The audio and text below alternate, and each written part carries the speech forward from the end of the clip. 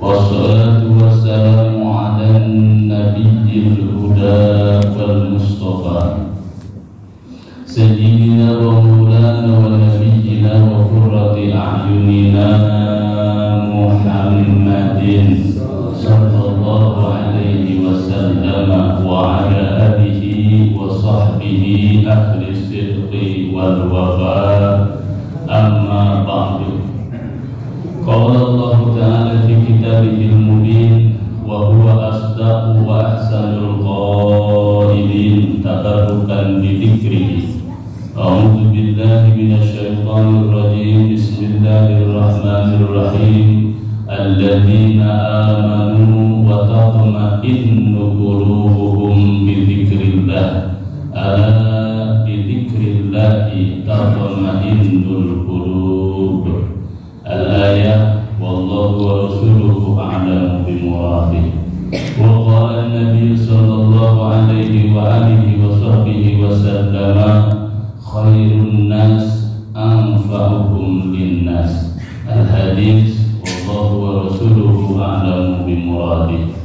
Sadatul masyayikh wa ulama al-fudala wal a'izza, para alim, para ulama, para kiai, ustaz, ustazah, tuan-tuan guru, guru-guru ngaji, wabil khusus seluruh jajaran pengurus Masjid Miftahul Jannah, dan juga seluruh tokoh agama, tokoh masyarakat, tokoh pemerintah, tokoh pemuda, tokoh ibu-ibu, jamaah bapak dan ibu semua. Insyaallah kita adalah hamba-hamba Allah yang dimuliakan oleh Allah Subhanahu wa taala. Amin ya rabbal alamin.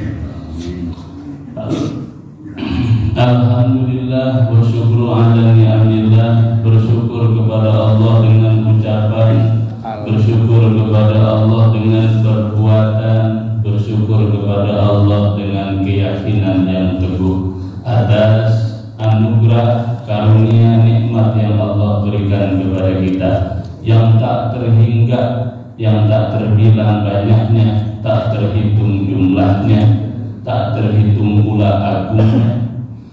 Di antaranya nikmat sehat wal afiyah. Alhamdulillah.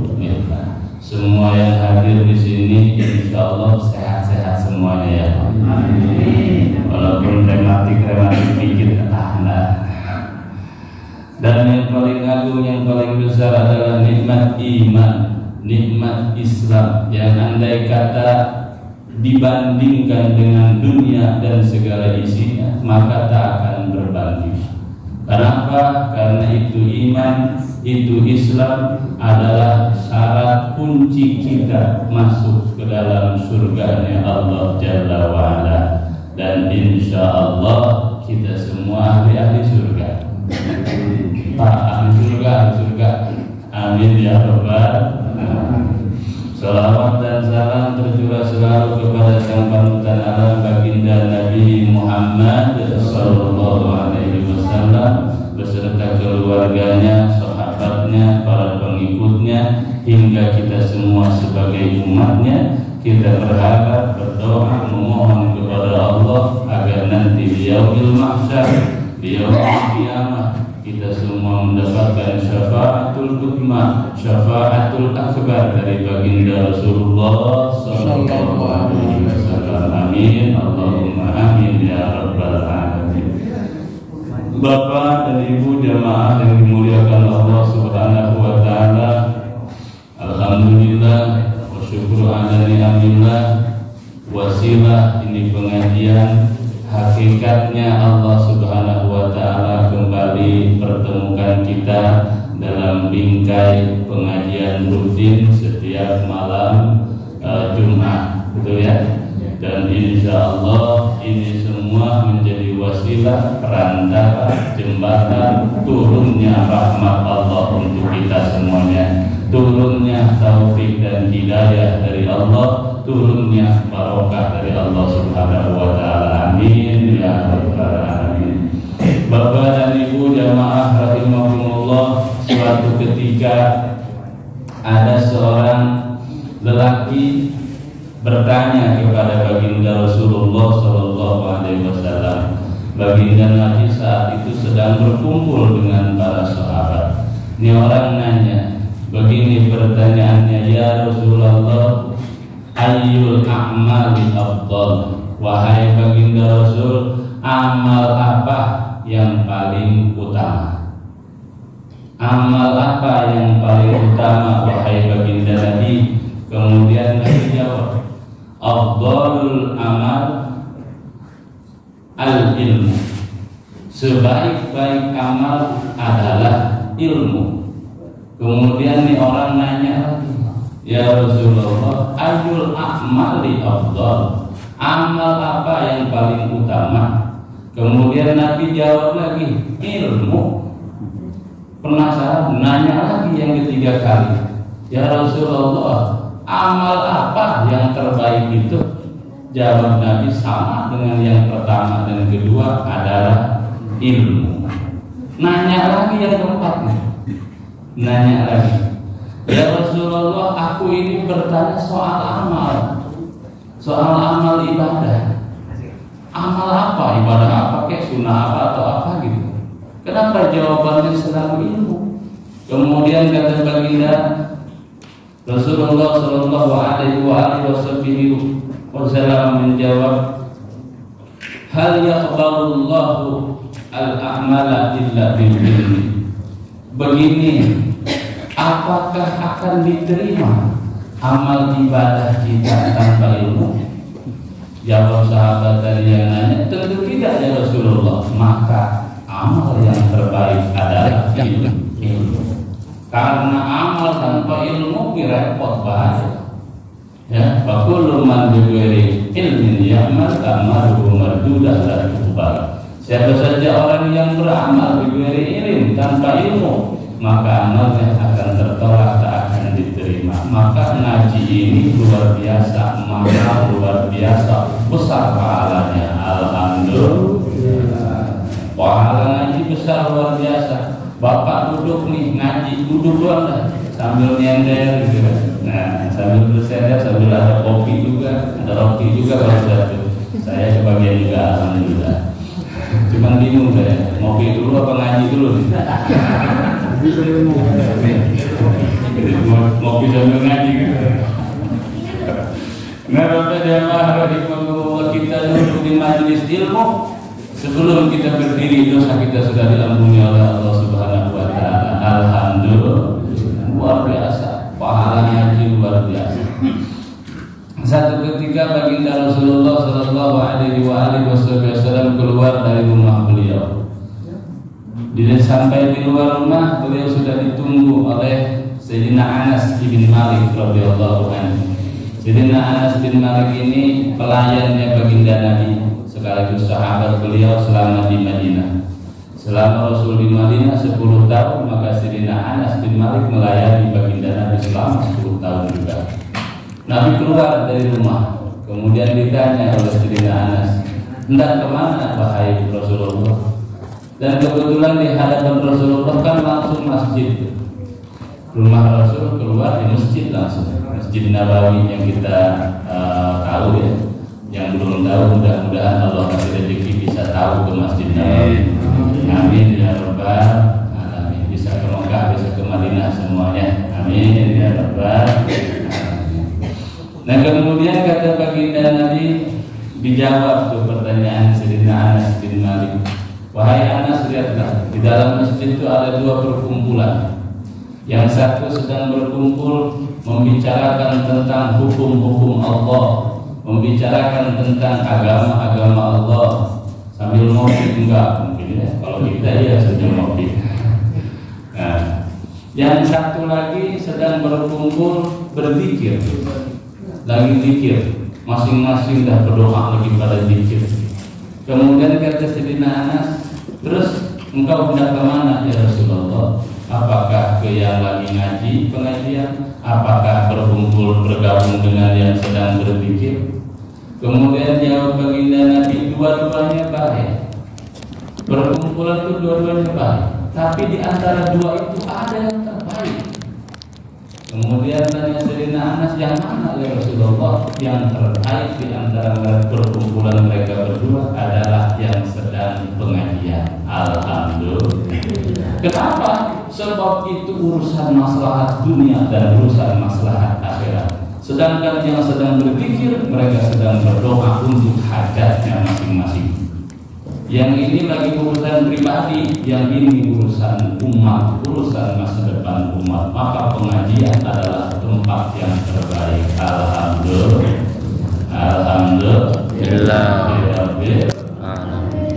Bapak jamaah yang dirahmati dan dimuliakan Allah Subhanahu wa taala, itu sekilas tentang keutamaan majlis ilmu. Karena kita butuh sama ilmu, dan setelah dapat ilmu butuh juga dengan ketenangan jiwa, ketentraman batin. Sebab ilmu aja nggak cukup. Orang mesti punya ketentraman jiwa, ketenangan batiniahnya sendiri. Maka kata baginda Nabi, ta'allamul ilma, carilah ilmu, tuntutlah ilmu, ngajilah. Kemudian wa ta'allamu lil ilmi as-sakinata wal waqar, carilah untuk ilmu itu ketenangan jiwa, ketentraman batin. Sebab kalau ilmu saja, pikiran saja yang penuh dengan ilmu, tanpa hati penuh dengan keyakinan kepada Allah, repot. Sebab orang pandai banyak, tapi akhirnya minterin orang. Ya. Orang pintar banyak, yang ujung-ujungnya minterin orang. Orang pandai banyak, tapi sedikit yang pandai menangis. Nah, yang orang sih banyak, pintar berkata-kata, singa podium punya julukannya, tetapi minim dalam ketenangan batinnya. Maka itu penting kita cari ilmu, cari juga untuk ketenangan ilmu itu sendiri. Maka tidak ada lain untuk menggapai ketenangan jiwa, ketenangan batinnya adalah zikrullah, zikir kepada Allah. Zikir itu ingat sama Allah. Ya, kalau bahasa kami menyebut ya. Nah, maka kalau ada orang lagi sakit, sakaratul maut, dibilangin tuh nyebut pak. Dia jawab but. Ya dia nyebut, disuruh nyebut, dia nyebut but. Kenapa? Karena nggak terbiasa. Sesuatu itu akan menjadi kebiasaan jika terbiasa dulu. Kita nih kesandung. Nah, kesandung lagi jalan, apa yang kita sebut? Nah, sumpah serapah atau apa? Astagfirullahaladzim. Bagus tuh berarti kondisi hatinya. Sebab hati itu nggak bisa dilihat. Tapi satu ketika hati kita itu akan bocor keluar. Seperti botol botol minyak wangi. Itu isinya minyak wangi semua tuh botol. Satu ketika botol itu jatuh dan pecah, maka yang akan keluar harumnya minyak wangi. Begitupun hati kita. Kalau hati kita dalam kondisi baik, hati kita dalam kondisi ingat sama Allah, ketika akan kita kaget, maka yang akan kita sebut zikir kepada Allah. Alhamdulillah. Bukan sumpah serapah, apalagi latah. Ya, apalagi latah. Segala pohon disebut, segala apa disebut. Nah, kondisi hati kita itu seperti itu. Maka kalau mau kita tahu kondisi hati kita, lagi kaget ngomong apa kita, lagi kaget bicara apa kita. Kalau kita bicara astagfirullahaladzim, hati lagi bagus tuh, alhamdulillah. Pertahankan. Kalau lagi kaget ngomongin yang enggak, berarti hatinya juga lagi kondisi enggak juga. Nah, maka jamaah rahimahumullah, butuh kita ketenangan batin, ketenangan jiwa. Maka tidak ada lain membiasakan diri dengan zikrullah. Biasain. Sebab sesuatu itu kalau sudah biasa akan terbiasa. Setelah terbiasa akan menjadi kebiasaan. Ini kalau sudah jadi kebiasaan susah dihilangi. bahkan jika tidak dikerjakan akan merasa hutang. Contoh, pagi-pagi orang yang punya kebiasaan ngopi, sekali pagi nggak ngopi gimana rasanya? Nagih, ya. Nggak ada di rumah, ngutang ke warung. Karena sudah jadi kebiasaan, jika tidak dikerjakan akan merasa hutang. Seperti Bapak ini terbiasa dan menjadi kebiasaan berjamaah. Jika tidak berjamaah ke masjid, rasanya seperti apa? Rasanya berhutang sekali. Yang lebih mantap lagi, sudah jadi kebiasaan, tingkatin lagi tuh. Menjadi apa? Menjadi tabiat, menjadi tabiat. Kalau bahasa kita tabiat, bahasa Arabnya tabiat, tabiat, menjadi watak, menjadi karakter yang tidak akan terlepas oleh apapun. Kalau di kebiasaan masih bisa lepas, masih bisa hilang, tapi kalau sudah jadi karakter, sudah jadi tabiat, sudah tidak akan bisa lepas lagi. Nah, Bapak jemaah rahimahumullah, tugas kita ke situ, tingkatin level dari biasa menjadi terbiasa, sudah terbiasa, taikin lagi jadi kebiasaan, sudah jadi kebiasaan, taikin lagi menjadi tabiat, menjadi karakter, menjadi pribadi muslim yang sesungguhnya, insya Allah. Maka dibiasain zikir, kita diajarin nama Nabi, diajarin Imam Abu Les As-Samarqandi ngajarin kita tuh, kalau kita mau memulai sesuatu baca Bismillahirrahmanirrahim, jangan sampai lepas. Sesudah mengerjakan sesuatu baca Alhamdulillahirabbil alamin. Jika menemukan sesuatu yang kira-kira berat menurut kita, maka baca hauqalah la haula wala quwwata illa billahil aliyyil azim. Jika kita menemukan musibah, apa yang kita baca? Inna lillahi wa inna ilaihi raji'un. Musibah itu banyak, musibah itu yang paling berat musibah bukan musibah mati, bukan musibah yang lain-lain, bukan. Musibah yang paling berat adalah musibah din, musibah agama. Kurang respon terhadap agama itu musibah. Ada azan berkumandang, didengerin doang, dipenuhi tidak panggilan Allah. Kalau ada telepon berdering, panggilan langsung diangkat, apalagi itu dari atas. Gajian nih, langsung diangkat. Panggilan Allah yang menciptakan kita, kurang begitu kita penuhi panggilan. Itu menandakan apa tuh?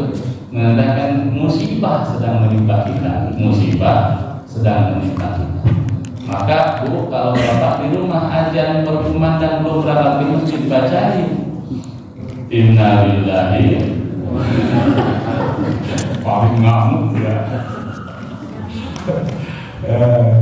Dengan musibah. Kalau kita menemukan sesuatu yang takjub, yang menganehkan kita, yang membuat kita takjub, maka kita baca subhanallah atau masya Allah. Sebab ada dua yang membuat kita takjub. Satu, takjub karena indah. Luar biasa indahnya. Apa tuh yang banyak kebun tehnya di sini? Pegarang. Oh, main ke sono. Indah benar. Baca kita apa kita baca? Masya Allah. Kalau takjubnya karena keindahan, zikir yang dibaca Masya Allah. Kalau takjubnya karena hal yang mengerikan, maka bacanya Subhanallah. Itu tuh, biasain. Kemudian jika kita jangan sampai lepas yajri bil laili wan nahar.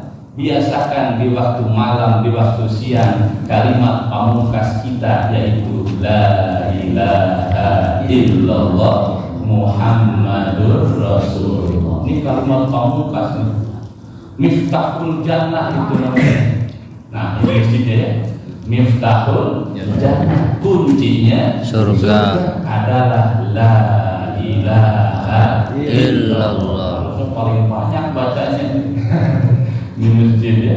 Miftahul jannah la ilaha illallah, kuncinya surga la ilaha illallah. Enggak bawa la ilaha illallah enggak jadi masuk surga. nggak bisa dibuka, kuncinya nggak dibawa, atau kuncinya ketinggalan, apalagi kuncinya lupa naruh, wah ini bahayanya.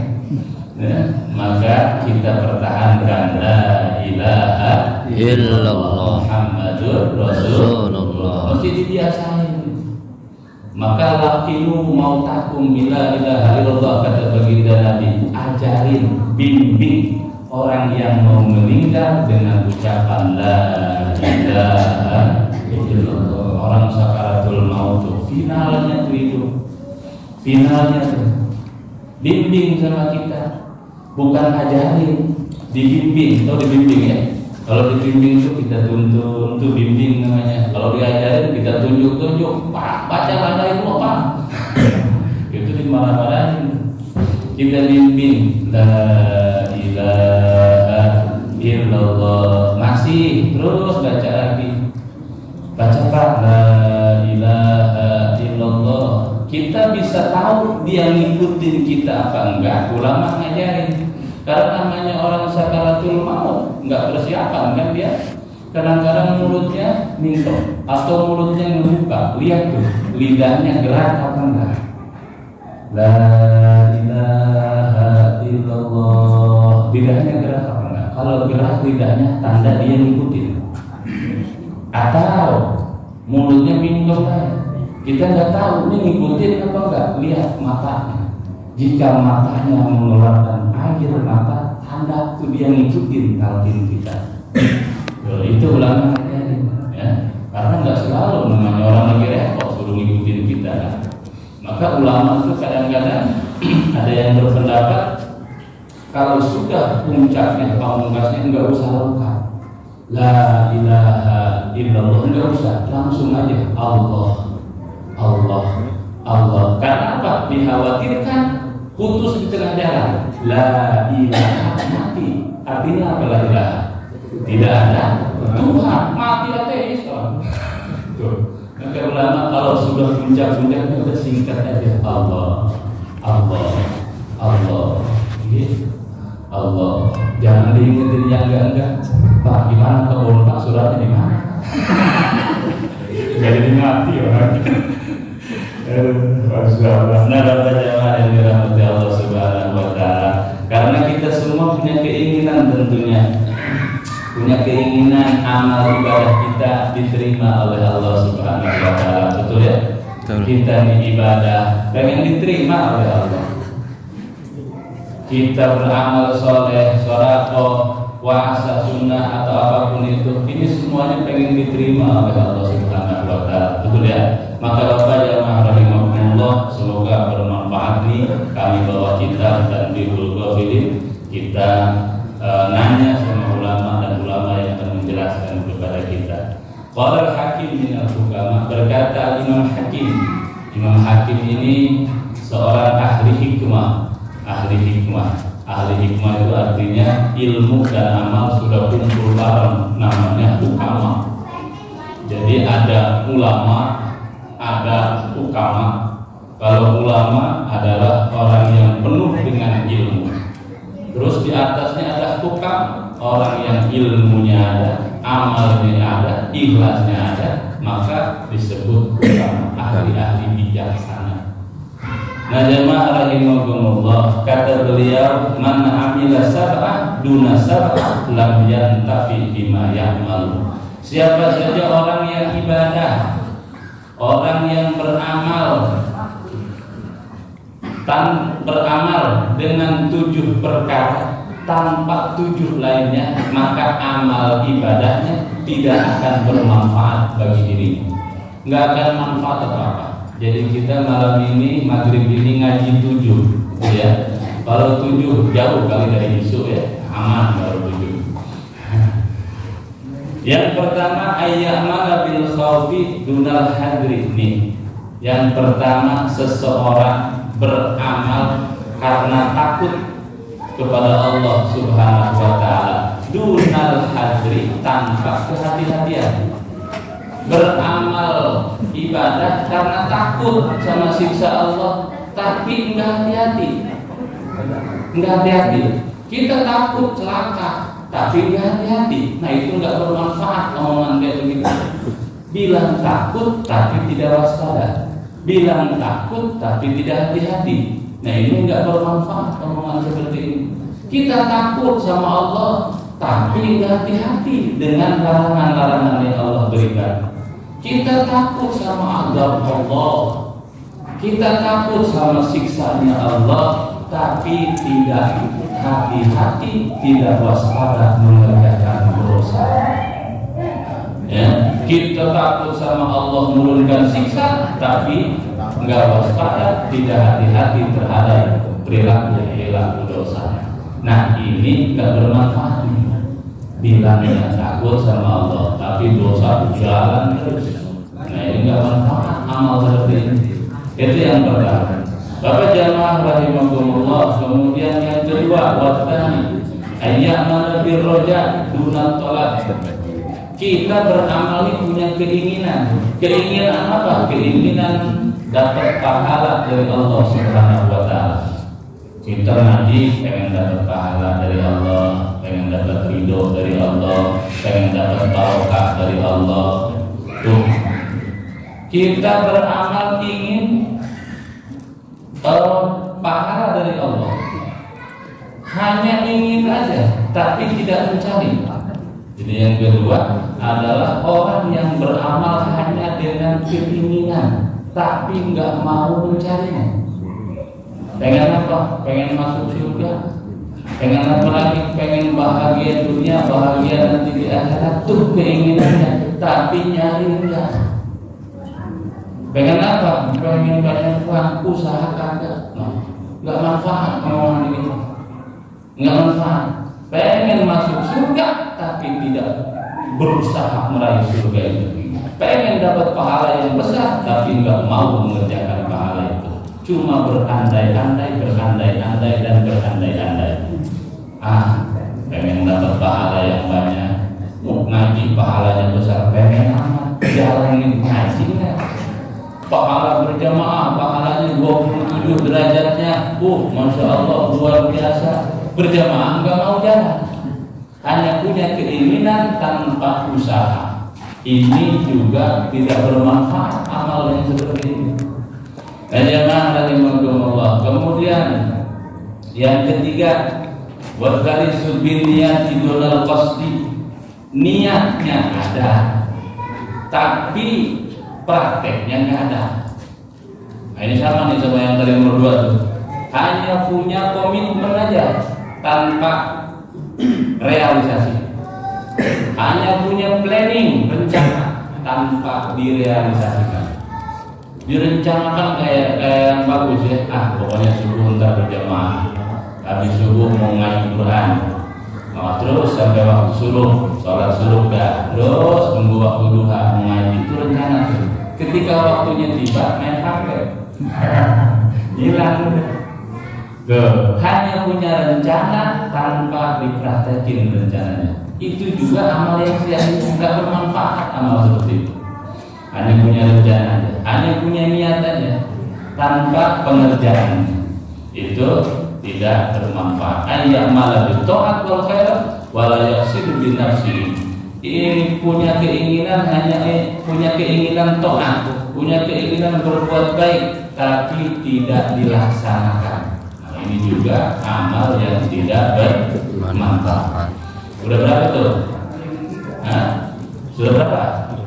Ketiga. Warna yang keempat, bidu'a dunal juhdi, yakni ya Allah Ta'ala ayyuwafiqahu lil khair wa la yajtahidu. Orang hanya berdoa tanpa berupaya. Nah ini juga nggak bermanfaat. Berdoa minta kebaikan, tapi tidak mengupayakan kebaikan itu juga amal yang sia-sia saja. Yang berdoa minta sama Allah betul, tapi tidak dilanjutkan dengan upaya. Ya Allah, saya pengen dapat taufik, saya pengen dapat hidayah, tapi tidak berupaya meraih taufik dan hidayah itu. Hidayah itu petunjuk, taufik itu mengikuti petunjuk. Nah, kalau kita nih hidayah, yang namanya hidayah itu petunjuk. Nah, kayak di depan tuh ada pelang itu, Masjid Miftahul Jannah 200 meter tanda panah ke dalam. Itu pelang namanya petunjuk, betul. Dan itu hidayah namanya. Enggak cukup ada pelang doang, ada hidayah aja. Tanpa apa? Tanpa taufik. Apa taufik? Keinginan untuk mengikuti petunjuk itu. Oh, panahnya 200 meter masuk kita. Nah, oh ini masjidnya. Itu namanya taufik.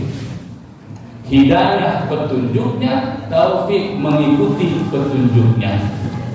Kalau kita biasa bahasa kita taufik, hidayah. Pengerjaan dulu, baru petunjuknya belakangan. Benar? Itu taufik mengikuti petunjuk, mengerjakan berarti hidayah adalah petunjuknya. Yang mana yang bagus? Mengikuti petunjuk dulu apa mengerjakan petunjuk dulu? Mengikuti. Dua-duanya bagus. Dua-duanya mantap. Taufik dulu, ibadah aja dulu, mumpung mau ke masjid. Oh, ibadah dulu. Baru petunjuknya belakangan, tutorialnya belakangan. Enggak apa-apa, sambil berjalan, sambil belajar. Yang jelek yang mana nih? Sudah ada hidayah, lewat baik, tanpa ada taufik keinginan. Yang jelek. Nah, jemaah rahimahumullah, orang berdoa meminta kepada Allah kebaikan, tapi tidak berupaya untuk menggapai kebaikan itu pun adalah amal yang sia-sia. Nah, jemaah rahimahumullah, kemudian yang berapa sekarang? 5. Yang kelima, cepet ya, cuma 7 soalnya. Yang kelima, bil istighfari dunan nadmi. Nih, orang baca istighfar tanpa penyesalan, itu juga sia-sia. Sia-sia manfaatnya kurang banyak bahasa di sini.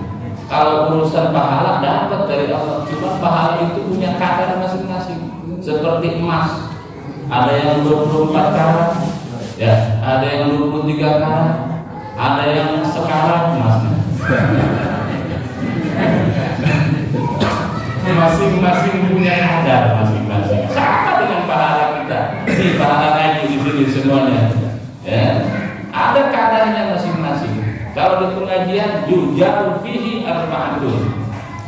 Di pengajian akan diberikan pahala 4 orang. Yang pertama al-muallim, orang pemateri, yang ngajar, itu dapat pahala tuh. Tergantung juga pahalanya, ikhlasnya enggak, tulusnya apa enggak, dihitung tuh.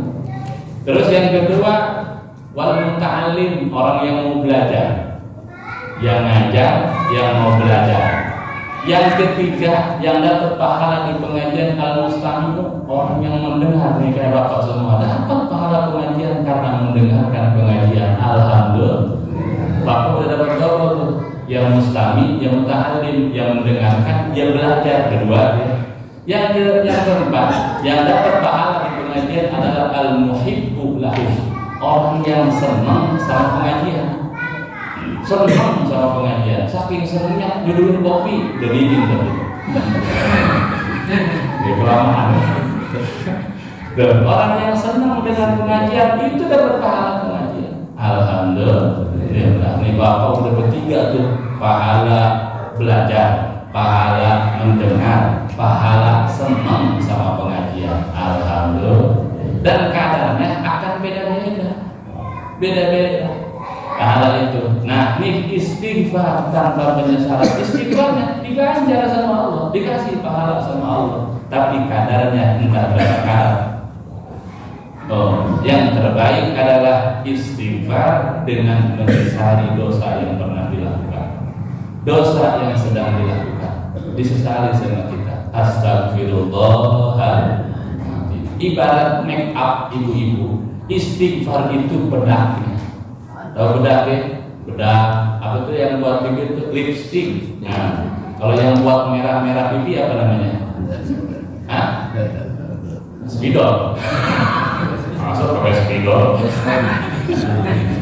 Ada tuh yang buat merah-merah pipi itu ya. Apa kali namanya? Bukan begitu enggak. Itu istighfar tuh bedaknya. Istighfar tuh lipstiknya. Yang terpenting apa? Cuci mukanya dulu. Nah, bangun tidur pagi-pagi, ya, cuci muka dulu, baru pakai lipstik, baru pakai bedak. Nyesel dulu sama dosa, baru astagfirullahaladzim. Istighfar duluan tanpa penyesalan, ibarat ibu-ibu pakai bedak, pakai lipstik, pakai make up tanpa cuci muka. Ibarat begitu. Nah, kira-kira bagus apa enggak? Ya enggak bagus, namanya ini apa nih? Kotoran mata itu apa namanya? Belek. Belek, bahasa obennya apa? Lematel. Enggak, itu udah segede-gede apa belum dicuci langsung dibedah, kan enggak bagus. Yang terbaik adalah cuci mukanya dulu baru dibedah. Yang terbaik adalah nyesel akan dosa yang pernah dilalui, yang pernah dilakukan, lalu baca astagfirullahaladzim. Ada orang, ini cerita istighfar. Ada orang datang ke Imam Hasan bin Ali bin Abi Thalib radhiyallahu anhu, cucunya baginda Nabi. Ada orang datang kepada Sayyidina Hasan. Orang pertama mengeluhkan kampungnya kekeringan sehingga perkebunan susah, ya, getah karet dikit, kata dia. Gimana solusinya? Apa jawab Imam Hasan? Baca istighfar yang banyak. Baca istighfar.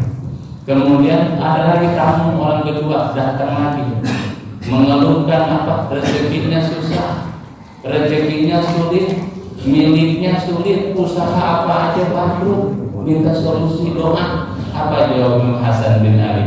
Baca istighfar.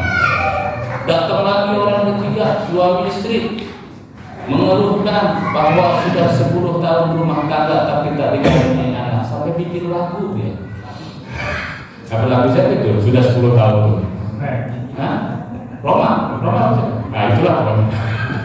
Sampai bikin lagu deh. Nah, kemudian dijawab oleh Imam Hasan bin Ali, banyakin baca istighfar. Ini 3 orang ke Imam Hasan. Kemudian yang 3 orang ini pulang. Nah, di perjalanan istirahat. Ketika di tempat istirahat, nanya nih, emang dari mana? Dari keperluan apa? Kebun kering, nggak kurang hujan. Kemudian disuruh apa? Baca istighfar. Kamu begini disuruh apa? Baca istighfar. Lah kamu begini disuruh apa? Baca istighfar. Loh, penyakitnya beda-beda, obatnya sama.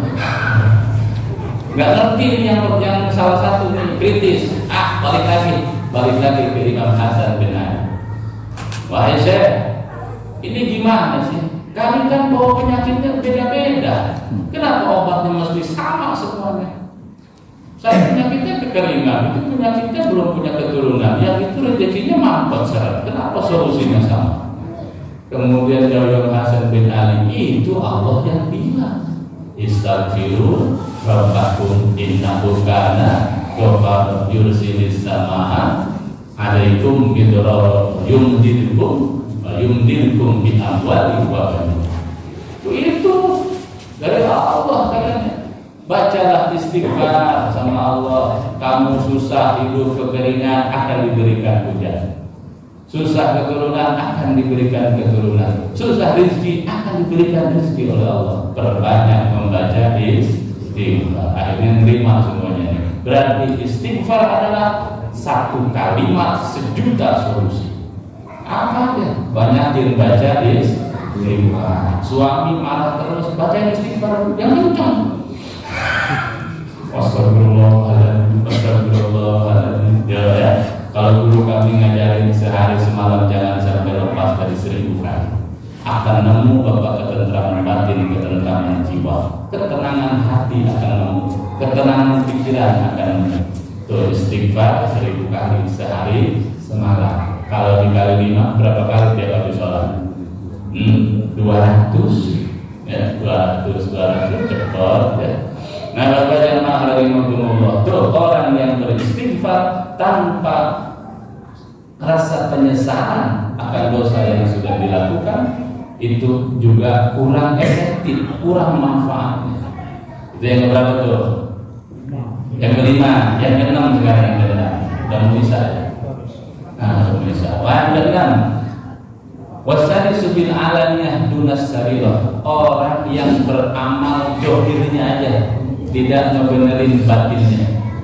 Orang yang beramal tuh mukanya baik, tapi bagian dalam hatinya isinya kurang begitu didandani. Orang yang ibadah tuh khusyuk kalau ada orang lain, kalau nggak ada orang lain biasa-biasa. Bahkan kadang-kadang enggak ibadah. Nah, ini juga nggak manfaat. Nggak manfaat, artinya kurang ikhlas. Yang terakhir, yang ketujuh, jamaah rahimakumullah, mana yang ketujuh? Wasabimu yang ketujuh, ayyamala bil kaddi dunal ikhlasi. Amal rajin ibadah, berjamaahnya rajin, sedekahnya rajin, tapi nggak ikhlas. Tuh pahalanya kurang maksimal, manfaatnya kurang maksimal. Maka semoga kita semua dijadikan oleh Allah sebagai orang-orang yang ikhlas. Amin ya rabbal alamin. Sehingga apa? Sehingga apa yang kita lakukan amal ibadah itu tanda diterimanya nih Pak. Wa min alamati qabulil amal, di antara tanda-tanda ibadah kita diterima oleh Allah Subhanahu wa taala adalah al amalu ba'dal amal. Ingat ya. Ibadah diterima ditolak hak Allah, bukan hak kita. Kita nggak bisa vonis orang ibadahnya diterima, ibadahnya ditolak. Itu hak Allah. Tapi dikasih ciri ya. Likulli syai'in alamat, segala sesuatu ada alamatnya, ada cirinya, ada tandanya. Kita aja punya KTP sebagai tanda. Amal juga punya tanda, yang diterima sama yang ditolak. Kata ulama, ciri amal yang diterima oleh Allah adalah al-amal ba'dal amal. Ada amal setelah amal, itu tanda diterima. Sudah ada ya? Itu mau di HP. Berharam lagi. Ada amal setelah amal. Bapak habis maghrib, ba'diyah isya, ba'diyah habis maghrib, sholat ba'diyah, maghribnya diterima oleh Allah. Sebab ada amal setelah amal.